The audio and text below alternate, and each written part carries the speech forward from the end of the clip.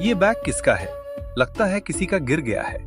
अच्छा करता हूँ इसे घर ले जाता हूँ और गांव के सरपंच को दे दूंगा। जिसका होगा वही ले जाएगा। ये बैग रामलाल को खेतों में जाते समय मिला था। वो उसे घर ले आया। रात को खाना खाने के बाद जब रामलाल बैठा तो उसने सोचा, चलो एक बार बैग देख ही लेता हूं।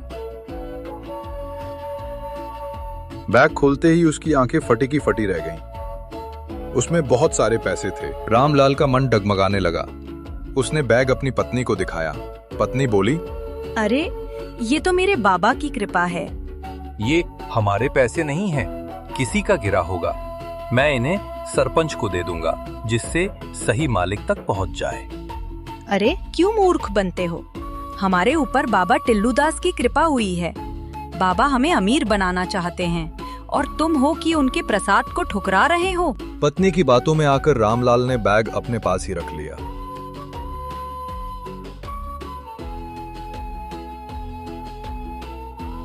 अगली सुबह जब वो खेत में काम कर रहा था तो एक औरत और एक आदमी गांव में लोगों से बैग के बारे में पूछते हुए उसके पास पहुंचे। औरत ने कहा, भैया हमारा लाल रंग का बैग तो नहीं देखा? रामलाल घबरा गया और बोला, नहीं बहन जी, मैंने तो नहीं देखा। इतना कहकर वो चुप हो गया। उस आदमी ने उदास स्वर में कहा, हाय रे, फूटी किस्मत। रामलाल ने पूछा, भाई साहब क्या हुआ? आदमी ने आंसू भरकर कहा, क्या बताऊं, हमारा बेटा अस्पताल में भर्ती है। उसके ऑपरेशन के लिए हमें पैसों की जरूरत थी। हमने अपनी जमीन बेचकर वो पैसे जुटाए थे। कल अस्पताल जाते वक्त रास्ते में बैग कहीं गिर गया। अब हमारा बेटा जिंदा नहीं रहेगा।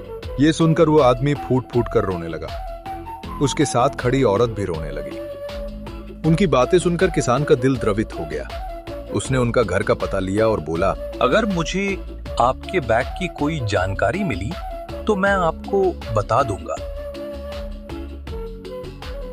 रामलाल तुरंत घर लौटा और पैसों से भरा बैग उठा लिया।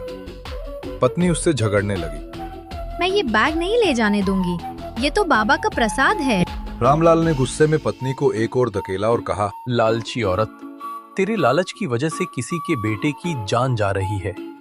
मैं और पाप नहीं कर सकता। मैं ये बैग उन बेचारे माँ बाप को लौटाने जा रहा हूँ। और सुन, तेरे बाबा ने कोई प्रसाद नहीं दिया। ये तो बुजुर्ग माँ बाप की उम्मीद और उनके जीने का सहारा था। ये कहकर रामलाल गुस्से में निकल पड़ा। रास्ते में उसने अपने पास से भी कुछ पैसे बैग में डाल दिए और फिर उस दंपत्ति को बैग लौटा दिया।